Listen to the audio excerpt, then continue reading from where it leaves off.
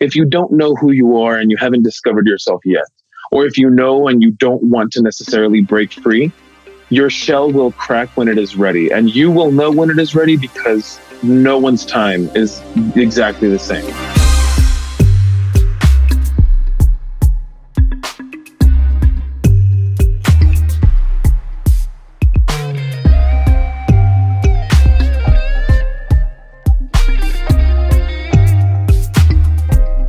Welcome to another episode of the Anthony Thomas Podcast. Whether it's your first time or you've been along from the start, thank you so much for joining. Our guest today, David Varela, who I have so much love for. David shares some incredible experiences from Latin culture to truly fascinating local and world history. I know history isn't the most interesting to some people, but trust me when I say he makes it very interesting. And he does hit on some fascinating things, including underground tunnels and bathing human bodies in toxic chemicals. He also shares his truly intensely fear-filled experience of coming out as a gay man. There's more and more on this episode, so from your car, from your home, or wherever you are, please welcome into your life, David Varela. This is one episode that I know I'm going to want to record like hours. I don't want to stop it, but don't worry. There can always be a part two or anything like that. There's a lot to talk about. So. Yes, for sure. So we're gonna do it. We are live recording time. It's go time. Welcome to the podcast, David. Do you want to introduce yourself? Thank you. I know I asked for an official title, but please take it away, David. Let the people know who we got on today. Perfect. So my name is David Varela. I am a city guide, a local historian, and local hotel concierge as well. Yes. And local being in El Paso, Texas. That's right. The mother city of Texas. So a couple of reasons why I'm really, really excited to have you on. Something that there's a feel to you. I genuinely, I was fortunate enough, Jeanette, we were fortunate enough to, by happenstance, meet you in El Paso, in downtown, at your place of employment. And there's this energy about you that it's very unique. I don't want to say it's completely, you'll never find people know people like you, but it's so unique. It's so rare. And what I mean by this is there's people who live with passion, and there's people who have passion behind the things that they choose to do and things like this. But I have never in my life met somebody that the moment you meet, just like, hey, how's it going? Cool. Quick little exchange, to every step of the way, they just get more and more fascinating, and more passion reveals itself in such a way that it did with you, meeting you in El Paso, in your home city. And the passion you describe, the identity of El Paso is something I want to dive into, because you are not only a historian, not only well-versed in El Paso history, but honestly, I would say U.S. history, global history, and you don't limit yourself to El Paso. That's one thing that's fascinating. So, right. Thank you. Well, thank you very much. Yes. So I'm excited to bring this to the listeners, and I know we wanted to talk a bit about identity. I'd like to tie a few things together on this episode. Personal identity, because I think you have a fascinating experience that is also something a lot of people can relate to, if not entirely, a lot of different aspects of it. So I want to get into personal identity. I want to get into regional or city identity, things like this, and we'll talk about culture and dive into all that. How's that sound? Perfect. No, that's excellent. That's definitely, I'm your person for all those topics. Yes. Okay, David, let's start super simple. Who are you? Who is David? Your identity. Who are you? So you know what? Somebody who is not very aged, but has lived enough to know a little bit about a lot. Um, I oftentimes will make the comparison that people have heard of between the astronomer and the astronaut. You know, the person who gets to go to these places and has seen them and experienced them, and somebody who has read about all of this and knows vastly into these subjects. And that would be me, the astronomer, because I mean, easily when I met you and Jeanette, it was talking about travel. It was talking about places, about things that you had visited. I mean, you all were surprised when I knew what a baleen was, because no one knows what a baleen is. You know what I mean? So it's one of those things. So that is who I am, particularly somebody who will talk to you about the last thing that you would expect, and will probably maybe even tell you a little bit about who you are. That is 100%, 100%. I can attest. I can attest to all the above for sure. And that's, like I said, it's something that is just completely fascinating. It is a space that you hold very well, and you do it in such a way that it's very clear.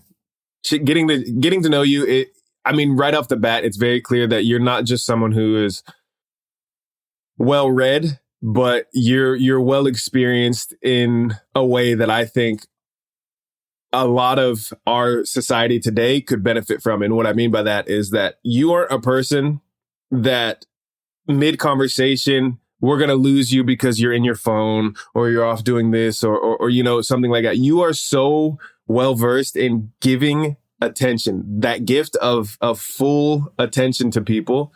And that's something that I know that the folks that go on your tours, because you do provide tours around El Paso and such, I know yes. I know they love it, because I was also fortunate enough to partake in a tour of sorts with Jeanette. And it was something that it's a rare thing to feel that level of passionate attention without distraction. And that's something you absolutely exude. So Right. No, I mean, and particularly the way that our interaction went is the way that I feel closely with a lot of people who I take on tours, my guests, people who are, you know, even just in the hotel that I work at, in from out of town. It is supposed to be almost an enveloping feeling that you will not feel in any other place. And that makes up part of the reason why I'm so passionate about this city, because it's almost, you know, that feeling it's so yearned for in so many places, and it's not found in so many big cities. And this being the city, I mean, not a particularly big city, but a good sized one at that, you can find that here, and you wouldn't expect to. You find a lot of things here you would not expect to. Right. And, you know, both of you can attest to that as well. Yes, for sure. Yeah. So El Paso was never, and most folks, if they've been listening for a while, or if they follow me, anything social media, anything at all, they know that I've traveled and love to travel. Like, that to me is the experience that I pursue heavily in my life, whether it's let me get in the car and road trip somewhere, or hop on a plane and fly somewhere around the world. I love traveling. El Paso was never on my list. It was. I believe it. I believe it. It's not on a lot of people's lists, and that's the thing, and that's exactly the thing. Yeah. That is my mission to change, and slowly but surely, it is becoming a reality. Yes. I'm seeing this. So I had to, for the sake of today's episode, I had to throw on my shirt. Well, excuse the baby spit up. But this is it. The Franklin's Mountain Range, a shirt that was so graciously gifted to me. I'm representing from time to time El Paso, Texas. Never in my life did I think I would, but I had a fantastic time out there, largely because of you. Thank you. El Paso, I feel, has a wonderful essence about it. However, what mine and Jeanette's experiences were so unique because of you. So I'm curious, in your pursuit to open up the world's eyes to El Paso and how much of a gem it truly is, how do you identify? We talked identity, your personal identity. How would you describe the identity of El Paso, Texas, to people who are completely unfamiliar with El Paso? To people who are completely, who are completely unaware of El Paso, where it is, anything about it whatsoever, I would describe it as that really beautiful, gorgeous, feisty Mexican girl who's in your class, who no one can talk to, touch, or be around. That fierce Latin woman who, if you come at them properly, you will fall in love. If you come at them improperly, claws will come out of those white gloves. And that is the truest way to describe this city. We will not dish out everything that we have like other cities. We're not begging people to come. It is being discovered because it has such a, an entitlement of being, it deserves this, essentially. Right. It deserves the discovery that it's getting, the attention that it's getting. Going from a pass-through city to an actual destination for people is such a, people may not think it's a big thing anywhere, but it's something here. And it's something that's changing the city economically, geographically, physically, in every aspect that you can imagine. So that is how I would describe El Paso. Someone that you have almost a place that you have to approach to with a completely blank state of mind. Because if you expect a certain something, I promise you, your mind will change. Yeah. Wow. That, first of all, that's poetic. Thank you. That's beautifully poetic. Secondly, that description for the identity of El Paso, I think that is pretty unique. I can't think of another city, region, place, anything like that that would also fall into that kind of category. I'm sure there are many out there. There are loads of gems out there. How is El Paso unique from another or any other? Let's just say in the same region, right? Like you're in Texas, although it's a massive region. But, people know Dallas and Austin is definitely up and coming and been growing quite a bit in the last few years. San Antonio, Houston, right? So how is El Paso unique from other cities, like especially other Texas cities? So first and foremost, the main reason why El Paso is the way it is because precisely that. It is so far away from the metroplexes of Texas, from the DFW, San Antonio, Houston, Austin's region, even the small little places, like places that get more, if you will, historic attention, like Nacogdoches, or places that, that are small towns that are recognizably easy to identify, like College Station. El Paso is far away from the rest of its sister cities because we were never along the pioneer trail. We were never along the colonization of east going west. We were not part of westward expansion. Maybe when the railroads came, but we were there long before. And what people also need to understand is that our sister city that's right next to us, Ciudad Juarez, in the state of Chihuahua, is the seed city that blossomed El Paso, Texas. So that is the main thing. I mean, it's extremely unique. It's extremely unlike any other city in Texas. And you yourself can also, you witnessed that, you having been to Austin after going to El Paso. Here, Spanish comes first. Yes. Tradition comes first. Family comes first. Even, this is what I sometimes even find bizarre to myself, but I love. I went to a school here in Northeast El Paso, and Northeast El Paso is one of the melting pots, in my opinion, of the city. We have all the German community, the Puerto Rican community, there's a lot here. And a lot of kids that I went to high school with, I remember them eating foods that we would eat, and they were white, they were black, they were Puerto Rican. And I mean, like to the core of their own culture, but having lived here for so long, they grew a taste for lime and salt. They grew a taste for chili on everything, It grows on you because the culture here, like I said, it won't attack you. It's not going to override you like a big culture would in New York City, where everything's going so fast and there's so much to take in.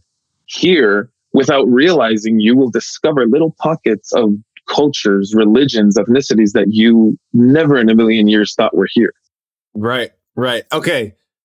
I can attest to that. That was my experience as well. It was a place I remember touching down, the little airport. It's a cutesy little airport. It's nice. And it's international, mind you. And it's international. And it's not the biggest. Right.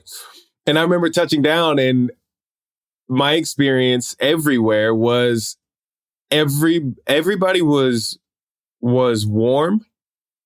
And I don't want to say warm and welcoming, because there's like you're describing, right? There's places where you touch down and the welcoming committee is out and it's this whole thing, right? It wasn't like that. It was welcoming in the sense of, if I sought anything out, I was, with open arms. It was, I was welcome in that sense, but it wasn't something that it was so in your face. It's just like, hey, we're here and we're living our lives. And then our culture is such that we are open, but we're not going to go and pull you in. You have to be the seeker in a sense, right? Exactly. And even when it comes to things like seeking help, I mean, in the simplest ways, people here are like no other. I toured a man a few weeks ago. His name is Peter Alamano. He's a model out in New York City. Mm-hmm. And, the day after my tour, he tells me he's going to go to the missions out in San Elizario and Socorro. Well, at the Socorro mission, his key for his car, his rental, would not work. And it wouldn't work. Well, one of the I'm assuming clergy workers who was there at the mission, walks out, offers to take him to Walmart to get a replacement key. Somebody else comes in out of the parking lot and offers to jumpstart the car to see if it'll help. They all go and take him to Walmart. They come back, they make sure everything's on, and they make sure they get to the hotel. Yeah. I mean, where in a city of almost 1 million people, where would that happen anywhere else? Right. Yeah. No, I can't think of another place. It is weird. It is a unique feel. It really is. I do have to be honest with you though, to backtrack a little bit. Mm-hmm. And this is to the credit of El Paso, Texas. I don't know Nacogdoches, or was it College Town? College Station.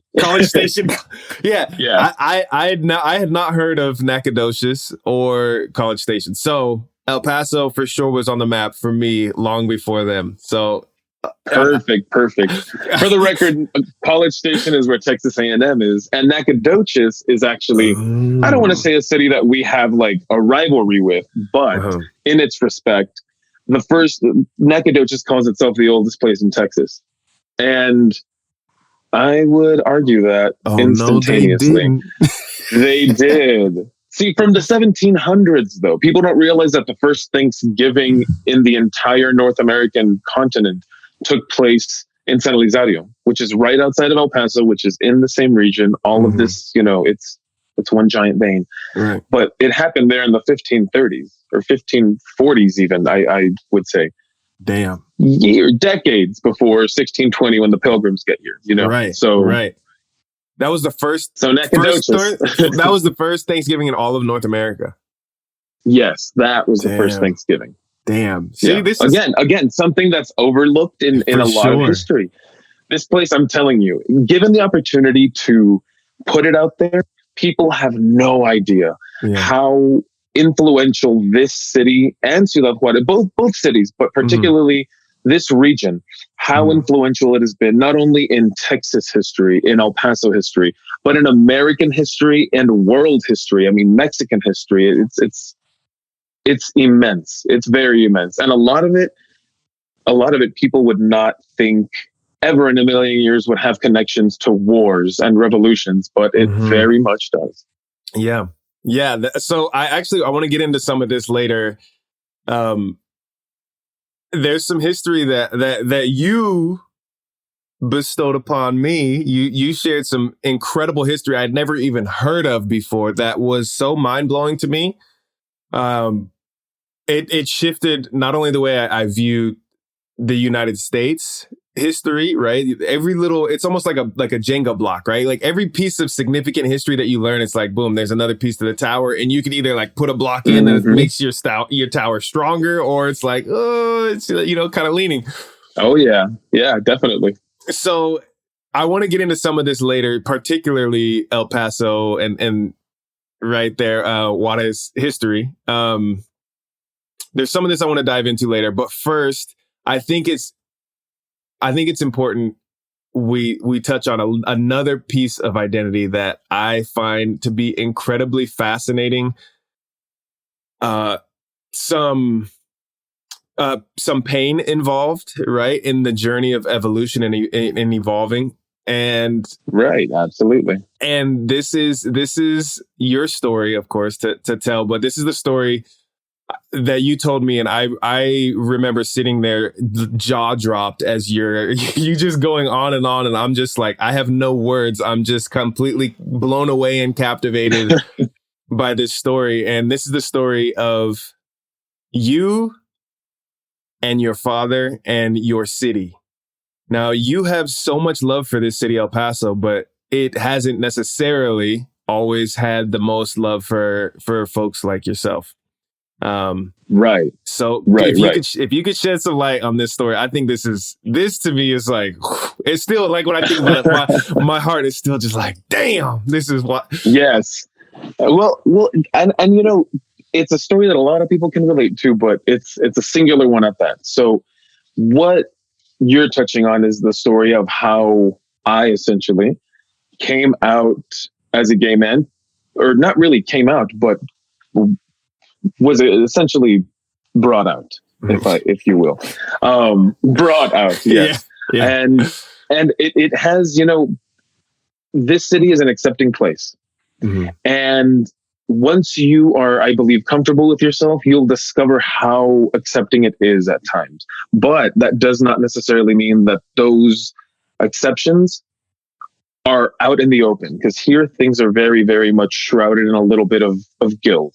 Mm-hmm. So I come to this, you know, this awakening moment where I am myself closeted to the max, to where I believe that I'm doing such a good job that it's almost exhausting. And it became exhausting mentally and emotionally and physically almost, because, you know, at one point you're one person out here with a handful of friends that you're comfortable with that know. And the next, the moment you come into your home, into what is supposed to be your zen, your zone, mm-hmm. It's another person. And like I said, that I share that with a lot of people, men and women, because I've had a lot of friends who are also, you know, lesbians who feared the hell out of telling their mothers, much more their fathers. And that was also my position. So mm-hmm. since my dad, born in Chihuahua, raised his entire life essentially here in El Paso, did a lot of traveling between California and some other places down in Chihuahua as well, grew up always in the late 60s, 70s, 80s persona of a Mexican man. And that persona in those times has not changed much to now. And that same ideology of Mexican machismo, that toxic machismo, even now has not changed from 1900, 1930, 1960. You know, it's persisted. Maybe not in the same ways, but it mm-hmm. has persisted. And that was one thing that I feared beyond everything else. Mm. Because I myself had friends who they came out in high school at 15, at 17, at 19, you know, and that's already after high school. But to give you an idea, that's how it is. 19 into your 20s who come out and they're shunned. They were kicked out. They had to sleep in parks. They had to go to other cities. Right. So it's, you know, it's intense. Not even so much the Catholic Mexican culture, but Mexican culture in general. Mm-hmm.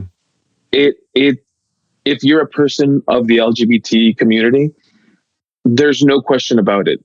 There must be understanding that it is something intimidating to face, especially when no one else in your family that you know of is like this. When you were raised basically hearing that, you know, this is bad, that you shouldn't do this. And, you know, when it becomes illegal in other places, and Univision or Telemundo were running it, and you hear, you know, remarks made, doesn't necessarily cement you into wanting to open up to your family. Mm-hmm. So touching back on the story of my dad, he is raised here at a time where that culture is very prominent. And in the Segundo Barrio in El Paso, one of the oldest Mexican neighborhoods in the United States, tradition reigns over everything. Almost every other block at that time had a gang, and those gangs did not play around. I mean, in that time, this neighborhood was, again, one of the mother neighborhoods of all of the big Latin neighborhoods of the United States, Right. from Chicago to Denver to California. This was a cradle. And a lot of times these people would not necessarily look for, but if there were rumors or people were told, hey, this person is like this, and they went to a certain school in that area, or they lived in that barrio, they were not, they were not comfortable living at all. Yeah. A lot of times they were waited for outside of places, and they were assaulted, they were jumped, they were beaten, simply for either hearing rumors or for being homosexual. Right. And in my instance, it's one of those things where my dad was one of those people who didn't mess around when it came to his neighborhood. Yeah. There was respect in that neighborhood, and it had to be maintained, and no one was going to come and make fun of it, right. Which is the story in a lot of places and a lot of cities. And that is what I grew up with that 70s Mexican Chicano culture, that masculinity that has to be kept, that masculinity that actually still to now, if you ask a lot of I think, Mexican American men, mm-hmm. younger or older, it is a rare thing when they tell you that they grew up hearing "I love you" from their dad. And I mean, it is rare when you hear that, because it's not like, it's known, but it's not something that you say at all. Right. There's like literally YouTube videos about this. It's incredible. Yeah. So I grew up with this idea. So my entire high school years are closeted immensely. Mm-hmm. My early college years, closeted immensely. I mean, I was in a fraternity. I thought I was doing a great job. Meanwhile, mentally, I am deteriorating because I just want to keep my family and be happy. And I'm willing to marry a woman in my mindset to do that. And at the same time, I'm not happy. I'm not, comfortable. I'm not breathing. So I start to fall into this like rabbit hole, if you will. Mm-hmm. And at an instance when my mom and my sister find out, after I come back from New Mexico State, when I was at school there, I come back to El Paso, they find out. And it wasn't necessarily a like, okay, we accept you kind of thing. It was more of a tolerance. Mm-hmm. And when I say tolerance, it was tolerance that had to be built up very, very slowly. A tolerance that, I felt at the time who I was with, if I'm happy with them, if you don't want them around, I don't want to be around with you either, right. And that's how it felt. And my mom would reassure me, come, bring them, it's okay. But it didn't feel like I could exhale. Right. So that's turning point to, it's ugly. It's almost suffocating, if you will. Yeah. And that's something that's incredibly relatable. That's actually something I describe when we talk about, we're talking about culture, identity, and things like that. There's a distinction that people don't understand. A lot of people don't get when you talk about, the civil rights era or Jim Crow era, right? Mm-hmm. People don't understand that there's a significant difference between being allowed and being welcomed, right? Exactly right. So, hey, boom, just overnight, we voted, the laws have changed. Now, integration, right? Now, there's no whites only pools and fountains and everything. Yeah, blacks are allowed here. It's like, okay, that's great. You're allowed there, but you still have to walk by, all the mean mugging and the vitriol hate that's spewed and the aggression and the violence and all of these things. It's like, yeah, you're allowed to do it. Mm-hmm. So this is this is what it's sounding like as you were experiencing is, okay, we are on an understanding now. We don't have to talk about it. It's kind of a don't ask, don't tell, but hey, we're going to allow this, but tread lightly. But it's not welcome. If you will. Yes. Yeah, exactly. I mean, you're basically hitting the nail on the head. Yeah. Mm. And into that, transition of, okay, you know this, comes a turning point in the summer during Pride at this time where the Pulse massacre happens, and that shifts everything for me. Mm-hmm. And in Orlando, this happened Pulse in the Orlando. Yep. Yes. So this, huge massacre that happened inside the Pulse nightclub, and I obviously was saddened by this because at this point I'm kind of becoming careless about what people are starting to think or still believe, even with my family. And it saddens me, but it hits them in such a profound way, particularly my mom and my sister, where, my sister writes me a letter front and back, full, top to bottom, left to right, basically apologizing for all of the things she ever told me or said to me or insulted me with whenever we were angry at each other about my sexuality.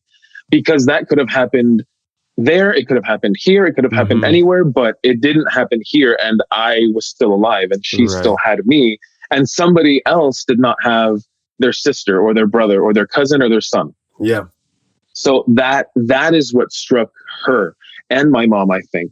So after this, my mom and my dad plan to go to a quinceañera for our family members that we have in Wyoming. Random, but in Wyoming. So they're on their way up there. And my mom, I'm positive, my mom is a woman of strategy. Yes. She planned this perfectly because she waited until after Santa Fe, leaving El Paso, to tell my dad, like, hey, David is, like this. Yeah. And the reason she waited until after Santa Fe was because he had time to cool down before they got to my family's house in Denver, which was their first stop. And she thought, okay, he'll blow off some steam, it'll be fine. And it was too far for them to turn back. So when she breaks the news to him, we can't turn around now and go beat his ass and then get back on the road and make it in time for the quince. So we are in an F. They were in an F-150. They were not going to waste time. Shout out to mom. That's some solid. That's some solid strategy. Yeah, honestly. So she tells him, and if I'm not mistaken, his reaction was, okay,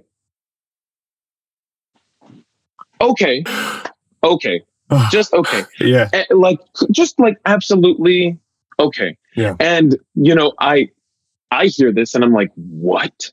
Yeah. You're telling me that I just spent the last 14 goddamn years of my life fearing of my own self-identity for okay. And mind you, it was a relief. Someone had lifted a building off of me, but still, it's not something that I was expecting whatsoever. I was 24, almost 25 at this point, mind you. Damn. So it was, yeah. So going into that. So this is okay. The years growing up, you knew kind of the era and the culture around El Paso and the barrios. Your dad, he grew up in everything that was going on. You knew this before coming out, right? Like you knew. Oh yeah. Yeah, definitely. So was there a piece of you that was like, okay, if that's how he was conditioned, everyone around, this is how you treat homosexuals. This is, the treatment and everything. It's only natural that that's going to be the response. If I come out and I put myself, hey, I am identifying with this group of people that, you are conditioned to see and treat and believe are a certain way. So that's the fear that you carried. I mean, every time you're around, every time you're in the house and everything like this, right? Yeah, no, definitely. And this is where this goes hand in hand with how I grew up with my dad also, because he was around. This is just the thing. A lot of people would say, oh, maybe he was absent in his life or whatnot. No, he was around. Yeah. The thing is that because I was so often forced to, you're going to learn how to whip cement. You're going to learn how to lay down rock. You're going to learn how to cut a tree up and trim it. You're going to learn how to do things in cars, because these were things that I was forced essentially to do. Mm-hmm. I always thought, that I'm going to combat with this man my whole life. Yeah. Which is where that idea in my own mind came of, this isn't going to be an easy transition. This won't be acceptance, coming forth. And then when I got acceptance and I got an easy response, Okay. it was just, yeah, okay, wonderful, thanks. That's Yeah, there's so much that's incredible. This is why this story is so fascinating to me. And I wanted to bring this up to tie it into the identity and the culture and how you still have a love and a passion for this city and everything like that, which we'll get to. But in this story itself, there's so much beauty, so much optimism here, right? You have right. yourself who's going through years of internal torment, right? You're going through years of, in a sense, you're shape shifting through your life, right? Through every day, it's like, okay, Right. I'm out with my friends. This is my safe space with my friends that, we're all open with each other and know and all this stuff. And then it's like, you had to kind of put another mask on and like, oh shit, how am I supposed to behave? And you start to lean into your identity, your true identity more over here. But then when you come over here, you have to, how did I do this shit again? And, well, let me pick up a hammer, start mixing cement, whatever it is. Yeah, no, and that's how it was. Yeah, that's really how it was. It was, I don't know how I did it for so long, honestly. Right. Because looking back on it now, having to put that face on and, put the beard on, if you will. Yeah. And that's just the great thing about the gays. We all helped each other because I remember having a friend who, she was my girlfriend. Yeah. And I was her boyfriend. But she was out here making out with chicks and I was over here, enjoying the views. So that's just the thing, it helped hand in hand early after high school. That's a solid business strategy right there. The optics of that. Definitely. Yeah, hey, we got this figured out. Definitely. Amazing job. And I mean, from the sound of the story, I think you're spot on with mom knew what she was doing. That strategy, she knew she's protecting her baby. Like, and the empathy of and the awakening that your sister felt for her to actually turn the spotlight on herself, right? Where she's able to feel, wow, that happened clear across the country. And the US is a massive country, clear across the country. And holy shit, like, let me put myself into the shoes of these people who are suffering, right? From this massacre and the siblings and the family and all that stuff. She had the empathy and the brass to turn that spotlight on herself. Cause that's not easy, right? For people. Right. Absolutely. Absolutely. And from that moment on, I think she became such a hardcore ally. It is outrageous. And from then on out, I started noticing, I began to see pride flags where I did not expect to see pride flags. They started flying everywhere that year and on 4th, everywhere in El Paso. And it was beautiful, particularly in 2017. Yeah. It was everywhere. And again, something that like, holy crap. Yeah. I did not expect that from this community, particularly, Yeah. And then after this discovery, this self-awakening, if you will, comes such a much more profound and beautiful thing, I think, of discovering that, you're not one of the first groups of people like this in the city. Mm-hmm. These stories go back. They're covered, they're gilded, and they're hidden, but they go back. It wasn't until I came completely out and started noticing and recognizing things about my own city that I realized that Ciudad Juarez has a very small but old gay community. El Paso, same thing. We were home to the state's oldest and biggest gay bar and club. Oh, wow. I even got to go there at one point. Yes. So these are things that, again, you wouldn't expect, but they're everyone has a place here. It ties into everyone's culture in one shape, way, or form, somehow. This is something that and I feel like you're in a beautiful place to touch on because you're very articulate and well thought out and experienced, right? This is something that I feel it's a very challenging thing for people to see in whatever it is, whatever challenge you have with your identity, right? Like, let's say you're the country kid, you're, 6th generation farmer, but you're like, in your heart, I want to be, Silicon Valley tech person, or, I want to be a businessman in a big city. And that's an identity or a cultural challenging shift, right? Where it's not aligned with your culture or your familial history and everything, right? But I feel this is kind of a scenario where it's tough while you're in that moment where, or that chapter where you're not fully accepting and owning of what your passion is or what your identity is or what your existence is. It's challenging to see the beauty on the other side, in a sense, right?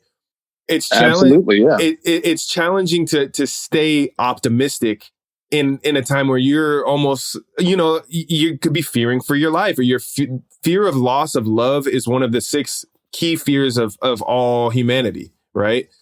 So you're thinking, okay, if I own this piece of me, then I'm going to lose the love of my parents, my siblings, whoever it may be. That's really, really tough place to stay optimistic. But I do know, and I feel in most cases in life, we build fear up to be way more intense. The fear is so much greater in our minds than in the reality. Definitely, yeah. That I'm telling you, when my mom said that he said okay, where my sister actually told me that he said okay, it wasn't. I'm telling you, it was so. I was in such disbelief, and it was so surreal because I thought to myself, that's it, like an okay. He didn't go off. He didn't say anything. He didn't mention anything. No, okay. Like the acceptance was just there. Yeah, and also, it's because I think, along with my mom and my sister's same realization after this massacre that happened, was also a little bit in my dad's head as well, in that perspective of, I at least have my son, no matter how he is. Same with my mom. I at least have my son, no matter how he is, which unfortunately a lot of parents out there do not see that perspective with those set of eyes until it's either too late and they've excommunicated their child or their child has excommunicated them. Yeah, completely.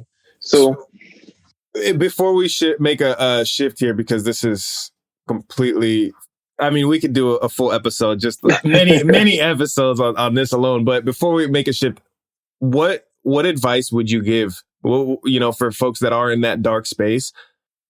Because, this podcast, we're exploring optimism. That's the key foundation for this podcast.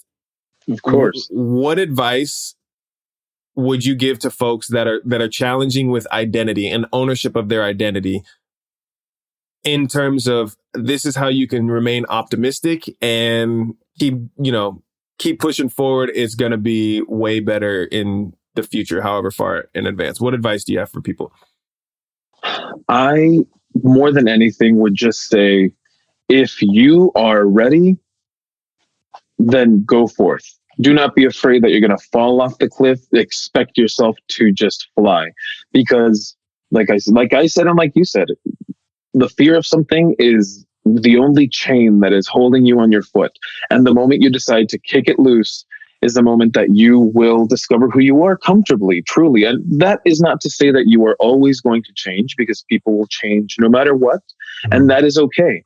If you don't know who you are and you haven't discovered yourself yet, or if you know and you don't want to necessarily break free, your shell will crack when it is ready. And you will know when it is ready, because no one's time is exactly the same. So that's I think, my piece of advice. And that's not just as far as orientation. I myself had a friend, if you are someone who struggles with cultural identity, if you want to speak, German or Spanish because your families did and you don't know the language, give yourself time to learn. If you want to follow some family tradition or something that, is a part of you, give yourself time to learn, grow, absorb experience, and extend your wings at a time that's best for you. I love it. That is beautifully put. And another note that this is what I said earlier, I wanted to come back to, is I'm curious because historically, because you're talking about the machismo and Mexican culture and everything. Historically, Mexico has produced the top boxers in the world, the top fighters in the world. I mean, of course. You are of a extremely tough people, right? Definitely. Do you think there's a correlation here from, our culture? It's well known that, we don't say I love you. The fathers don't say this to their sons, or whatever the case. Or is this kind of the case with all children typically from the fathers, or is this just father to son? Is it father to daughter as well? More than anything, father to son, in my opinion, from my perspective. Right. But I also can't necessarily remember a time growing up when I heard my sister get I love yous, or any of my cousins get I love yous from my tios. It's one of those things. The love is there, but it doesn't necessarily speak for itself. It's like, you should know. You come on. I'm your dad. I'm still here. I'm still providing. I love you. Like, And exactly. I honestly, I think I feel there's a strong bit of logic behind that, right? There's a strong piece that I could understand entirely. It's like, you look around and there's so many people whose parents have left them. Parents did leave, fathers did leave them. I'm still here. Like, why would I need to tell you I love you? Obviously, it's so obvious. Yeah, it's one of those things, and that also goes into cultural connection as well, which I spoke with you about as well, because that's not just the case in Latin culture. A lot of times, a lot of Black fathers are the same way. A lot of Arab fathers are the same way. Yeah. They don't necessarily have to say it. Yeah, it's just known. Yeah, it's like, come on, it's assumed. We're family. I'm head of this. I love you. I provide. I put the roof over your head. For sure. Yeah.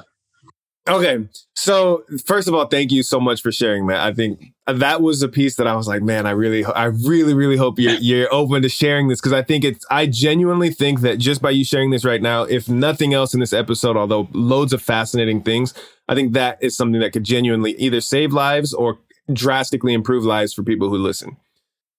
I hope so. Now, same here. Now, on to the reason I wanted to share that, to tie it into everything else here, is you are so passionate about El Paso. And this is part of the history, right? Is the unwelcoming kind of gangsters in the street just bashing homosexuals around El Paso, right? That's part of very recent history of El Paso. Yet you love this city. And I'm curious, how are you so passionate with history and learning history and diving deeper when there's so many different twists and turns that you come across that are honestly repulsive pieces of history? Because when I know I personally struggled learning, the more that I learned, there were phases where I had to literally put down, either history books on slavery, on American culture and Jim Crow era and things. I had to just literally put down the book and stop reading for give myself a good month and a half to just process, decompress, and build back the brass to go, okay, let me take this back on. It's heavy, right? There's a lot of history that is heavy. Oh yeah, definitely. Especially when you're so connected and it's your people and it's, you're just like, damn, this is my people. And that, you just said it. So you just said the core root of my mission before I leave this earth. I promise you. These stories are immensely important to history, and not just American history, but personal identification of history. People whose families went through this, people who are still alive, who went through things in this city particularly that no one in their wildest dreams would imagine. Yeah. And it's because of my people's turbulence in this part of history and these histories of this region that makes me so passionate about that. Because Texas history itself, American history, has, and not entirely, I don't want to say that in entirety it has washed away very important pieces of history, but they have remained covered. And they have remained foreshadowed by a lot of different things that, have nothing to do with people's real personal histories and connections to their communities. That's the thing with me. Because my community is so unaware of the immensity of history here, that is why no one talks about it. That is why we do not speak for it on ourselves, because the few voices that do know about these things, they are not loud enough. And believe me, I've seen these voices. I have friends who are historians, who are teachers, who are writers, and their voices shake with loudness. But it is up to our communities here to identify that history and put it forth. And that ties into what you were talking about pieces of history that you run into that are just, you know, you have to take them in for a good minute to understand that they actually occurred. And El Paso is no exception. And what I always mention on my tours at the hotel to my guests is that El Paso is a city that intermingles ethnically, religiously, racially. There's no real redlining here. It's interesting to notice. A city of this magnitude without that type of racial segregation is very rare. But that is not to say that time has always had it that way. Because only a few decades ago, El Paso was one of the most racially divided cities in the United States. And not even just decades ago, but looking back into the 1880s, El Paso was one of the first cities to enforce the first ever ethnic exclusion of any race in the United States, which was the Chinese Exclusion Act. Oh my goodness. Yes. So this in El Paso is where the story of the Chinese Exclusion Act gets on its way about talking about building walls and barriers. And this is from the 1880s, mind you, when the Chinese are not allowed from the East Coast. They're not allowed from the West Coast. So what happens here? They enter through Chihuahua. They go in through Ciudad Juarez. And so begins the beginning of the largest Chinatown in Texas, well into the 20s. 1920s. So that largest Chinatown in all of Texas was in El Paso. Yes, which makes it at the time one of the largest in the country. Right. And a lot of people do not know, but some of the biggest family names that are now in San Diego, San Francisco, Los Angeles, Seattle, Las Vegas, Portland came through El Paso. They had no choice but to come straight through El Paso because Ellis Island was not going to open its port to them. And the West Coast ports were also closed. So hence is the beginning of such a beautiful chapter in El Paso's history that even now, if you go into South El Paso, there are ancestors of these people. You know, these people who are Asian, their facial structure, everything, you look at them and they look Asian. Perfect Spanish. Some of the most prominent families in Ciudad Juarez also in their time were Chinese. Very famous restaurants that to now serve authentic Chinese food. I love that. It's beautiful. Yes. I love this. So this is honestly, you schooled me on this too. And this was baffling. And I remember talking to my friend Ryan Holmes about this because he is on a beautiful ownership journey of his identity. He's Black and Chinese. And beautiful. He's a beautiful man. I mean, truly beautiful man. His whole family, like they're seriously beautiful people. And he is doing some wonderful work in addressing, and he's an actor as well, an accomplished actor. And he makes skits and everything that kind of dive into identity and helps. It's really just to build people up that do have a challenging time with their identity and everything. And I remember talking to him when you schooled me on this. I remember sitting in El Paso in the hotel room. And I was like, okay, I got to holler at Ryan about this, right? Because this is some history that I never knew about and I'm not sure he knows about. And this was about the Chinese that would live in Mexico, in Juarez, and they had an underground tunnel system themselves. Yes, they did. And can you talk a little bit about this? Because the schoolhouse business blew me away, and I'm like, this is just such a testament for the tenacity of the Chinese people who have come and made their way in this country. Yes, absolutely. So the beginning of that is starting in the 1880s, early 1880s, and well into, like I said, into the 20s, where the stories of these tunnels start to come forth. Now, A lot of people have questioned whether or not these stories of all these tunnels are real. I personally don't question them one bit, because in recorded history in 1919, at the border in South El Paso, one of the large, I'm sorry, I'm not one of, the world's largest opium run was busted in 1919 on South El Paso Street. And it was through underground tunnels. So via these underground tunnels, you had people literally running themselves, running weapons, running opium, running rum at some points. So the Chinese start to dig tunnels, and they dig them so extensively that schoolhouses are connected, houses are connected in certain neighborhoods, buildings are connected. One particular house that's very, very special here in El Paso is called the Turtle House. It's now an apartment building, just, a quartered apartment. It's a very nice building. You wouldn't think much from looking at it, but on the point where it sits on what is a hill.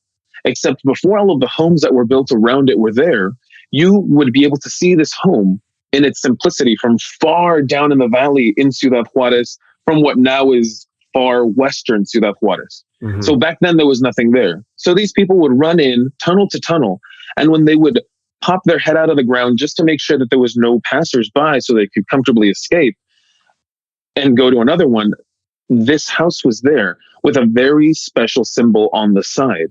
On the side of the house, even now, there is a massive, it's feet tall, a giant turtle made of cement and concrete and glass and tile, and it's colored green and blue. And it's been like that it's been there since the building was constructed. Over a century, over a century. Damn. So these people, and it goes hand in hand. These people who were going tunnel to tunnel trying to get into school, to hear the lessons, trying to go to the city, to work for people. So they were coming in, and when they would see the turtle on the house, on the hill, that was where they knew they had to go. In Chinese folklore and culture, the turtle is a representation of safe haven. And it's a representation of almost home, if you will. Yeah. So they go into this building. They would go into the basements, and this is where, from this building really is where the webbing of the tunnels is most legendary. So it's like Grand Central Station of, in a sense, this is big time, down to the vaulted ceilings. Let me tell you. Right. Okay. So when you're in the basement of the Turtle House, you don't expect what is down there. I myself have only seen extensive videos and photographs and read documentation about it, but it goes deep into the ground and into the neighborhoods. And in some places, there's chambers that have fireplaces where the ceilings are vaulted on both ends, which lets you know that there's probably rooms on the other side of those little walls. And not only that, again, this ties back to people, kind of debating whether or not the Chinese weren't in Sunset Heights at the time, which is where this house is located. That's the neighborhood name. Well, it was actually recent, not very recently, but just a few years ago, discovered and talked about even further back that what are they called? Railroad ties were actually used as support for these tunnels. And there's inscriptions in Chinese characters and, arrows going certain ways. And the thing is that it's not that these aren't undiscovered tunnels or anything. They're there. Yeah. They're just covered completely by cinder block and rock. The chambers that continue are completely cut off.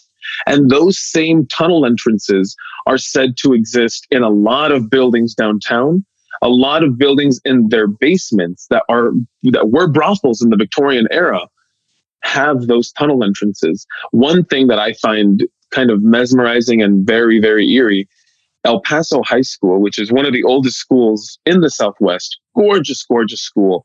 In their basement, there are tunnel entrances that are completely sealed off.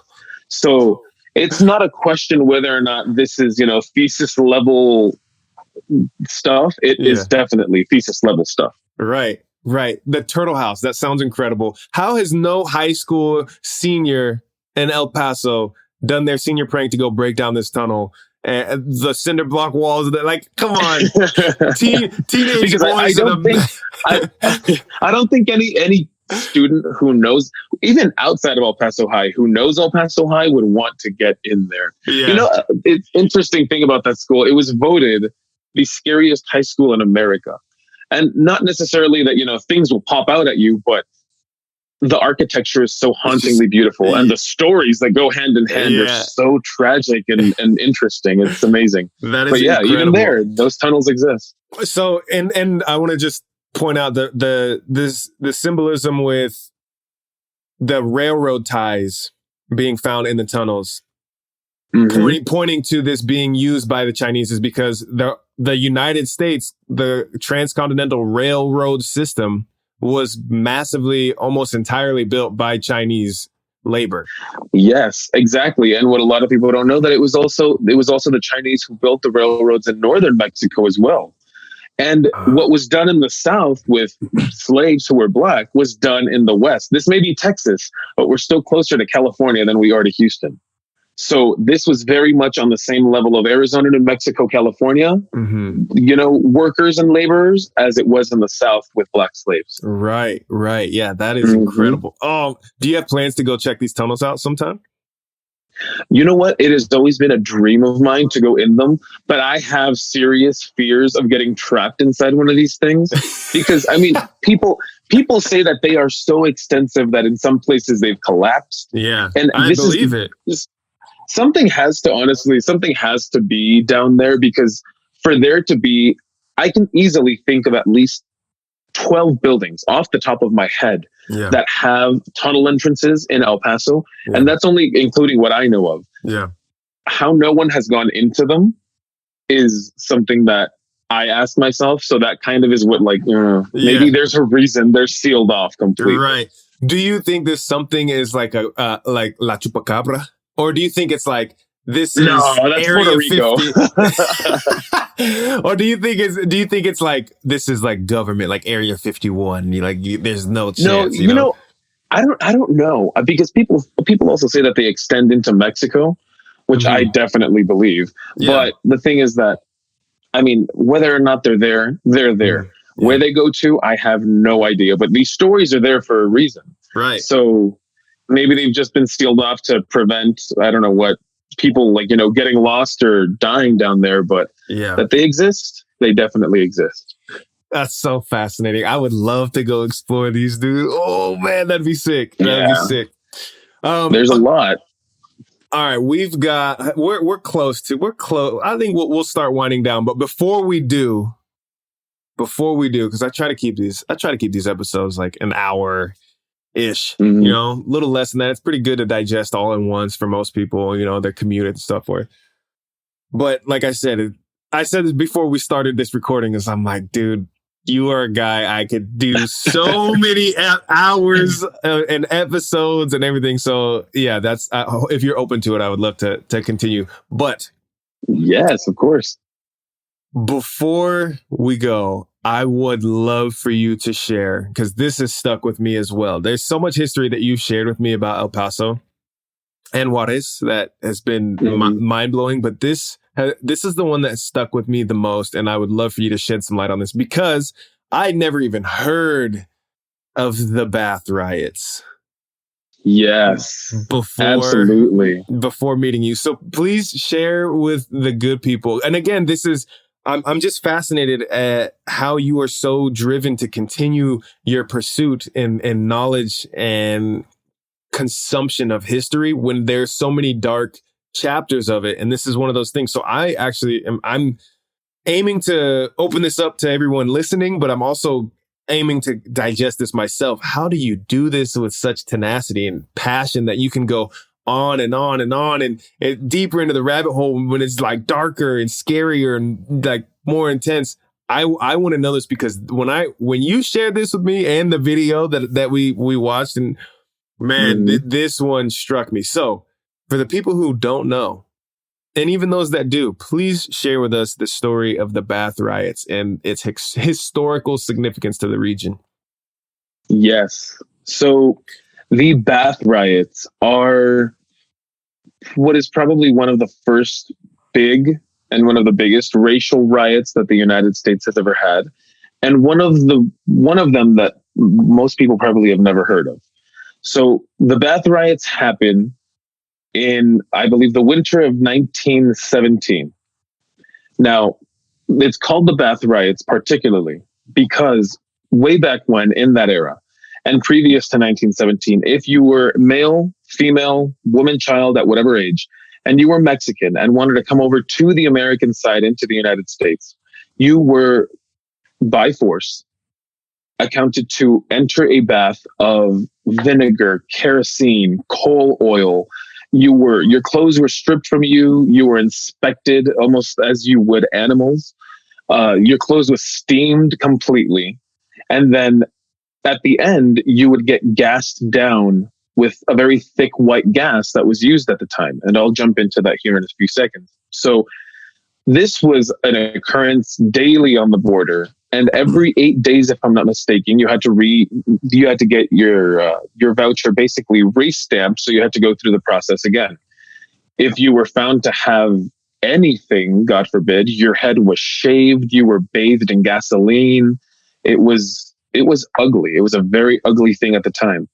And a lot of people don't realize is that this is because of El Paso's mayor, Tom Lee Sr., not the artist, that was his son, but Tom Lee Sr. So Tom Lee Sr. is so incredibly afraid of lice and typhus and dysentery and different diseases that in some pockets of El Paso that are very, very poor, these things exist. So he sends a telegram to the Surgeon General of the United States and tells him basically that hundreds of lazy, lousy, destitute Mexicans are crossing into the United States daily from Ciudad Juarez, and that it will cause, massive outbreaks of diseases if there's no quarantine set. So he has one particular neighborhood, the oldest neighborhood in my knowledge, the oldest Mexican neighborhood in the United States, Chihuahuita, far south El Paso. He has a ton of jacales, adobe homes, brick homes, razed completely. If anyone was found to have lice, everyone's clothing was burned in that family. Their heads were shaved. Yeah, it was a treacherous time to be Mexican in the United States, and particularly in El Paso. So he starts implementing these baths where people must be sanitized top to bottom completely before entering the country. And this continues. One particular 17-year-old maid named Carmelita Torres is her name in documentation, decides that she no longer wants to take these baths because, women are groped and assaulted, basically. Their photographs were taken and posted in bars. Men were treated like livestock. There was no humanity whatsoever. Mm-hmm. So she, on a trolley, convinces several dozen women that turn into 200 women to protest the baths. And so they do. Now, in just a few hours, 200 people turned into 2,000, and most of them women. So as they're literally throwing bottles and stones at the police officers that are trying to get everything calm, the mob moves into El Paso and South El Paso. And this massive wave of people just start rioting against these baths. So much so that General Pershing is called in from Fort Bliss to set in martial law in South El Paso and divides the city that night. First time in the southwestern history of the United States that the borders closed for this reason. He redlines the city for the first time ever. And on Paisano Avenue in downtown El Paso, no one who was Mexican was allowed to go north, and no one who was white was allowed to go south. But it was so immense that even people from Ciudad Juarez go on horseback over the river into the Segundo Barrio and start defending the people who are bathing, who are basically forced to bathe all the time. So this closes the border for 2 days. A couple of ringleaders are rounded up. It's known that a few of the men are executed, and Carmelita Torres is put in jail. Mm.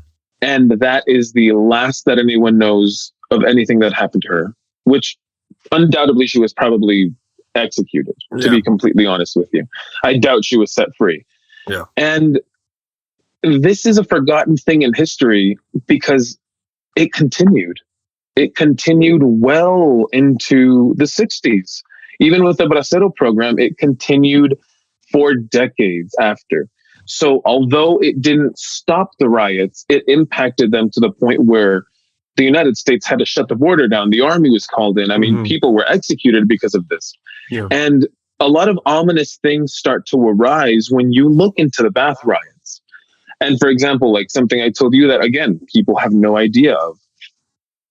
In the 1930s, German scientists, and keyword, 30s and German scientists, come to El Paso and are enthralled. I mean, they're amazed at how well the United States is doing of a job of sanitizing their immigrant population. So much so that they take photographs and copy these blueprints that the city had for these disinfection rooms and these what were labeled gas chambers. And they take them back to Germany, put them in a science journal, literally reference El Paso and how good they do a job at sanitizing migrants, that later on, they use the same style of gas chambers in the Holocaust. And not only that, earlier I mentioned that Mexican people were lastly, after the baths, gassed down with a white gas. Well, that smoky gas was actually Zyklon B. And although it was not used on the border to intentionally kill people, it was from that direct idea of using Zyklon B here on the Mexican border that German Nazi scientists put it solid into gas chambers and executed millions of people. So it goes hand in hand. It wasn't that we copied Nazi Germany. It is literally vice versa. And it all happened right here on the border. David, this is what I'm talking about, man. How the hell do you possess, like, this is tough shit. It is, but I'll tell you why. I'll tell you why I profoundly want to know this knowledge and get deeper and deeper into these ominous stories. Because just like you, as a person of color, I am expected to not know these things in the United States. You are not expected to know that, even in recent decades, interracial marriage was frowned upon. I am not expected to know that one of the first, basically, civil rights movements on the border happened in my backyard. People are not supposed to know these things. We are taught history a certain way. And that is, again, a whole coming of circle with my mission. That's what I tell everyone at the hotel. And I make this point because I started at the hotel as the doorman. You met me as the doorman, as the porter. As far as identity goes, I'm 100% going to honor, you being the historian and soon to be author, I understand, which we'll get into a little bit here as we sign off. Yes, I hope so. You are forever doorman Dave. In my heart, that's how we met. I know, and I love that, and I love that. It's the best. It is the best. And even when you create your own school, your own university or whatever, charter school, whatever it is. Even when you're an author, multi-published, all this shit. I'm going to forever. I'm gonna humble you with Doorman Dave. No, I love it, and I love that. Are you kidding? I always remember you for that exact reason. Yeah, but it's just got a good ring to it. Yeah, and I mentioned that because as someone who started at the door and, valet driver and shuttle driver and bellman and every position in the housekeeping department, I did the rooms, I helped with setup for events and things like that. And then moving into the restaurant, I saw every department of the hotel down to now what I have as my position that I wanted for literally a whole year, which is concierge. I have the ability to not only deliver to people a sense of history that they need to hear, that they should see from someone's eyes who has seen it and experienced, the reality of it and read about it truly. But not only that, as someone who has seen how people think of El Paso. Because, as the concierge, no one tells me that this city is anything but nice. As the doorman, I would hear a lot of things. So people's perceptions change. And I always tell, like I tell you, as someone who's seen every aspect of that, I tell everyone from the now bellman to the front desk to housekeeping staff, speak well and speak clearly, and don't be afraid to. If you don't know, ask. And if you know, answer confidently. Because the one thing that people expect, particularly here on the border, is ignorance and Mexicans. And I'll be damned if I'm going to give them one of those. Damn. Let's go. That is a beautiful message. And honestly, that alone is powerful, right? That people of color are expected to not know the history. And exactly. And this is in a sense, this is a universal experience that history is written by those who win the war, right? That sort of perspective. You are that right there. See, you know just how to do it, because that shit right there is exactly what will fire me up to be like, I gotta keep diving deeper, no matter how dark this gets, because I'm expected to not know this, you know? Exactly. And diving into that again, you didn't expect a Chinatown in El Paso. No, I bet you would not expect El Paso to be one of the first cradles of Black history in the South and Southwest either. Right. You would not expect it to be home to one of the oldest Jewish populations in the country. Right. You would not expect a lot of these things. And this is why I say everyone has a place here. If you're a woman, if you're gay, if you're Jewish, Black, Chinese, if you're Indian, if you're Puerto Rican, you have a story here. Yes. If you're German, Korean, you have a story here. You have a place. 100%. Here, and the reason I love telling this to my guests more than anything, the reason people don't think that we have this big, beautiful, massive melting pot of culture is because here the sun tans everyone evenly. Honestly, I love it. Okay. That's a beautiful universal connection right there. Okay. Thank you. We'll wind this thing down with I want to leave a good takeaway for folks here. So you are becoming, if not already there, masterful with connecting cultures and cultural identity. What can people, wherever they are, whether they are native and local to wherever they are or wherever they're going to be, or visitors, what can people do to add healthy value to the evolution or the culture of a place? More than anything, educating yourself. And after you've educated yourself, educating your community. And I don't necessarily mean that you have to be a teacher or a pastor or someone who has influence.